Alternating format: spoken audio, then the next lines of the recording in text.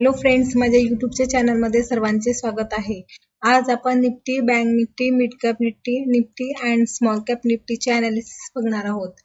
तर फर्स्ट आपण निफ्टी बघणार आहोत आणि आज मी कोणत्याही प्रकारचा ब्रेकआउट स्टॉक देत नाहीये, कारण मला कम्फर्टेबल वाटत नाहीये कोणता तरी ब्रेकआउट स्टॉक द्यायचा आणि स्टॉप लॉस हिट होईल, म्हणून मी कोणत्याही प्रकारचा ब्रेकआउट स्टॉक हा देत नाही आहे, एज्युकेशनल पर्पजसाठी सुद्धा. तर फर्स्ट स्टॉक आहे स्टॉक नाही, फर्स्ट चार्ट आहे निफ्टीचा आणि हा चार्ट आहे वन डेचा. तर आपण किती दिवसापासून पाहतोय निफ्टीमध्ये हेड अँड शोल्डर पॅटर्न झालेला आहे आणि इथं ब्रेकडाऊन सुद्धा आलेला होता. ब्रेकडाऊन आल्यानंतर इथं बघा इथपर्यंत गेली, नंतर पुन्हा छोटं रिटेस्ट केलं आणि पुन्हा निफ्टी ही डाऊनच आहे.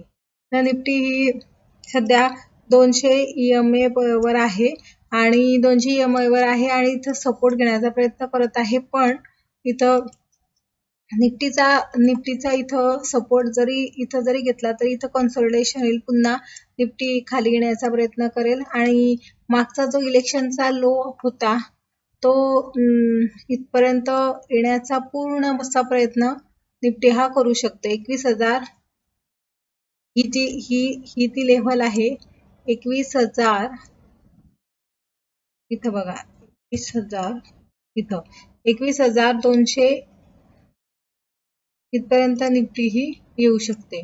तर अशा प्रकारे इथं पुन्हा एक सपोर्ट आहे वरती 22,755चा हा एक स्ट्रॉंग सपोर्ट आहे.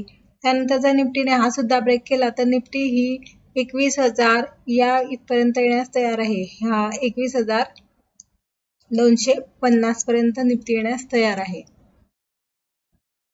तर अशा प्रकारे हा निफ्टीचा चार्ट आहे.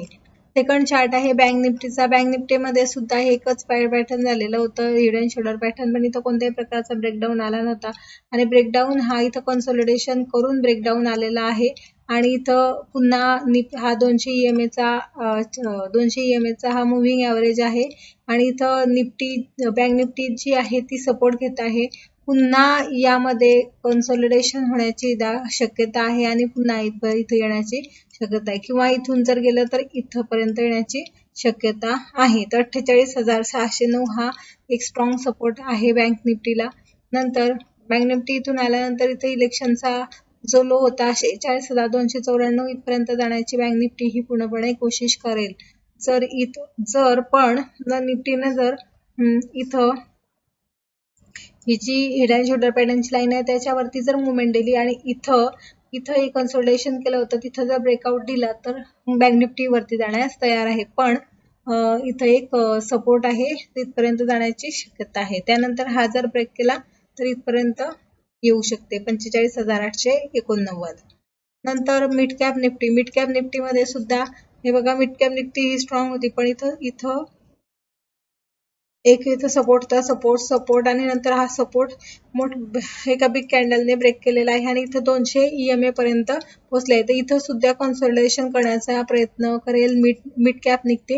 नंतर जर मिड कॅप निफ्टीने हा रेजिस्टन्स जर हा ब्रेकआउट जर इथून दिला ब्रेकआउट कॅन्डलने, तर इथून पुढे जाण्याचा प्रयत्न करणार आहे, वरती जाण्याचा प्रयत्न करणार आहे. जर इथं एक सपोर्ट आहे ते 52,500 पर्यंत, तो जर मिड कॅप निफ्टीने तोडला तर सरळ इथं 49,500 पर्यंत मिड कॅप निफ्टी येण्यास तयार आहे. हा निफ्टी मिड कॅप 100चा चार्ट आहे आणि हा डेली चार्ट आहे.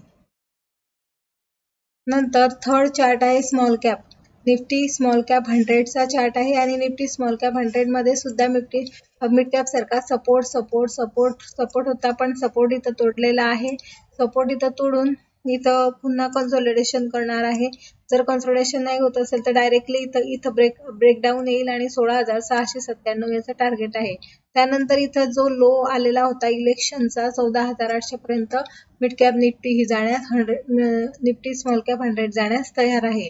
आणि जर इथून जर ब्रेकआउट आला तर हा जो रेजिस्टन्स आहे हा तोडायला पाहिजे, त्याच्यानंतरच स्मॉल कॅप इंडेक्स हा स्ट्रॉंग होईल.